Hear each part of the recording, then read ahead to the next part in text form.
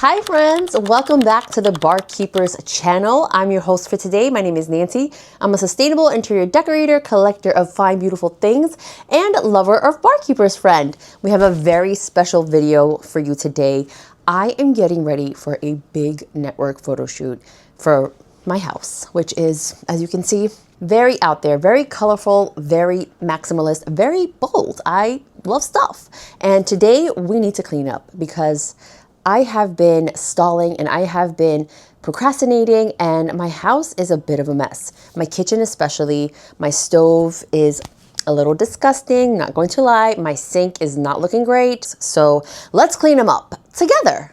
First, let's do a roll call. Tell me down below in the comments, where are you from? Where are you tuning in from? What is your favorite Barkeepers product? What have you used Barkeepers on that really transformed, revived, refreshed, or restored a product? Let us know what it is. Let us know where you got it. At Barkeepers Friend, we love to hear the stories behind the items, the history, the personal connections between the things that we find out in the wild and the restoration process and how you use these items in your own homes. Let us know down below. We love to hear it. Now, something super exciting. Drum roll, please. We have the new Barkeepers packaging that we're gonna unbox right now before we get to cleaning. Let me show you what's inside.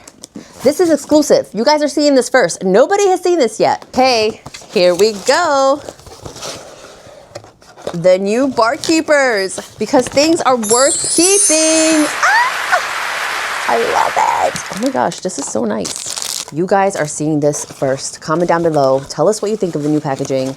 We have the new Barkeepers Soft Cleanser in this gorgeous new bottle. Really easy to hold. Has a nice grab. Colors, beautiful. And we have the new Powder Cleanser. Very similar to the old packaging, but just new, refreshed, revived, and restored. Kind of like how we do things here. I love the little graphics on the bottom. I love that the top says, once tried, always trusted. Yes, we love that. Okay, let's go. So my kitchen is really kind of a mess right now. I just did a bit of planting on my little window ledge, put some potted plants. Okay, I think I'm going to work from right to left. So first, I think we're gonna do the kitchen sink and the faucet and the soap dispenser right here because it is very grimy. I'm not gonna lie, it's not looking great. And then we're gonna move on to the stove and the toaster oven. The stove isn't really bad condition. It needs a total refresh, complete restoration because it has gotten really grimy over the last couple of days. Okay, here is the stove. You can see it's pretty grimy. So I'm just gonna take these off first so we can put them in the sink. And the sink is also not in great shape. As you can see, it's pretty dirty from me playing around with plants all morning, but the show must go on. Comment down below, let me know, how often are you cleaning your stove? Is it once a week? Is it every day? Is it just when you cook? When is it? Let us know, comment down below. And what are you using? Which one is your favorite product? Okay, back at the stove. Ooh, this is dirty, girl. Okay, I'm gonna start with the cleanser, the powder cleanser, the original on the stove, and then move on to these pieces in the sink after. I think we should just clean the stove first because that one is really grimy. There's a couple of stains on there that I have just never been able to get out. So maybe that'll help today, but let's just see how well we can do. Okay, first I'm going to open the new Barkeepers cleanser in the new packaging. Once tried, always trusted. And then I'm gonna put my gloves on. I'm gonna wet my stovetop and then I'm gonna put the powder, sprinkle it, scrub for about a minute, maybe a little bit more depending on how bad it is, and clean the stove. Let's put on our gloves. Okay, one more time at the grimy stove. It is not good. It's pretty terrible, but I'm pretty confident that we can bring this back to life. Okay, before we even use the Barkeepers to scrub and get all the grime off of the stove, I'm going to take a wet towel and just wipe off all the crumbs and all the food residue that has fallen off the pots and just get in all the nooks and crannies so we have a clean surface to work on with the product. Okay, now we're really ready to start, and I'm going to start by getting the surface slightly wet. This just helps activate the product and makes it way easier to spread evenly. And for this, I decided to use the Barkeepers Powder Cleanser. You can also use the soft cleanser. It really just depends on your preference. The powder cleanser you activate with water to create the paste, and the soft cleanser is already in a paste form. Now, once the product is activated and you have your paste, you're going to want to go in with a damp sponge and start really working it in, focusing on the areas where you can actually see that buildup. For me, this is right around the burners. That's why I'm spending so much time there because there is so much grime there, probably like not even a week's worth of dinners, probably years worth of grime that just has not come off. And honestly, this is just real life. I have a full-time job. I'm a full-time mom. I'm constantly running around trying to take care of everyone and trying to take care of everything. So that means that things fall by the wayside and I am not cleaning as much as I would like to. Ideally, I would be cleaning every single day. And although I do cook dinner almost every single night, the cleaning is just not happening routinely. I would say I'm deep cleaning about once a week. So when I do have a moment to reset everything, I really want something that actually works and doesn't take forever. That's really what I love about Bar Keepers. It cuts through the grease and residue really quickly, but it's still gentle enough that I don't feel like I'm damaging the finish. And as you can see, I am scrubbing trying to get those burners clean. And you really don't need a ton of product here. A little goes a long way, especially if you let it sit for a few seconds on the tougher spots. Okay, the stove looks pretty good. We're going to move on to the sink and the rest of the parts.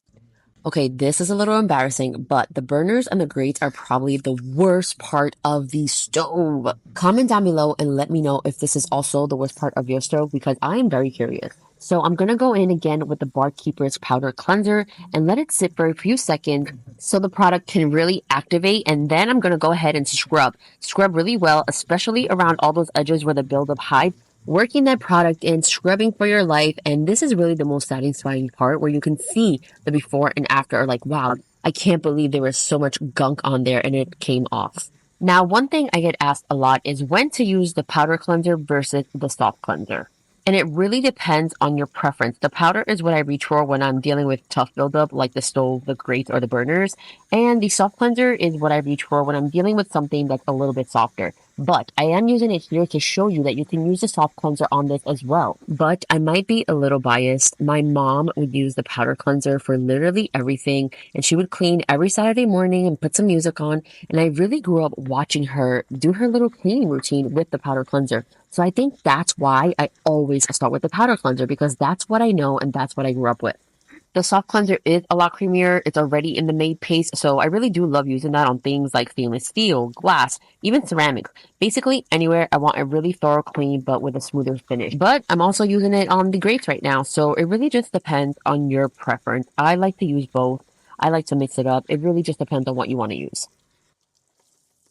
Down to the sink, and this is another spot that really just shows real life between cooking and washing dishes, and honestly, all of my plant projects because I love plants. This area gets a lot of beauty. Over time, you really start to see a little bit of everything build up: soap residue, water spots, junk. It's just really gross.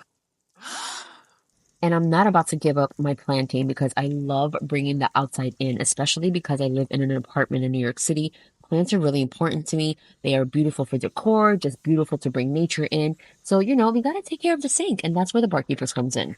I'll just apply a small amount of the cleanser and start working it in with a damp sponge, really focusing on the areas where the buildup tends to sit. For me, that's the edge right under where the sink meets the countertop. That is the dirtiest part of the sink. It just accumulates, I think, just dirt from daily use and all the soil from the plants somehow ends up in there. And that's why I really like to take my time and really work the product in because I want to make sure that after I clean this, it is sparkling and I don't have to clean it again for a while. Make sure you hit up the faucet and the soap dispenser because this is where a lot of gunk can accumulate. Okay, friends, now that we have cleaned the stove, the sink, the faucet, the stove tops, all the parts we needed to clean, we are going to clean this toaster oven door. As you can see, it has all the marks from the toaster right here, right here. It is not looking good. So we're just going to clean the outside with the soft cleanser on a towel. Put the soft cleanser and get to work.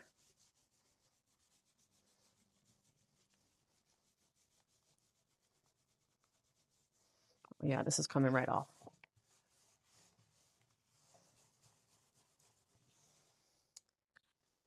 Look at that. Okay, I'm going to move this tray actually so I can get to the top of the toaster as well. Oh, you see the indent over there? Okay, I'm going to move you closer so you can see better.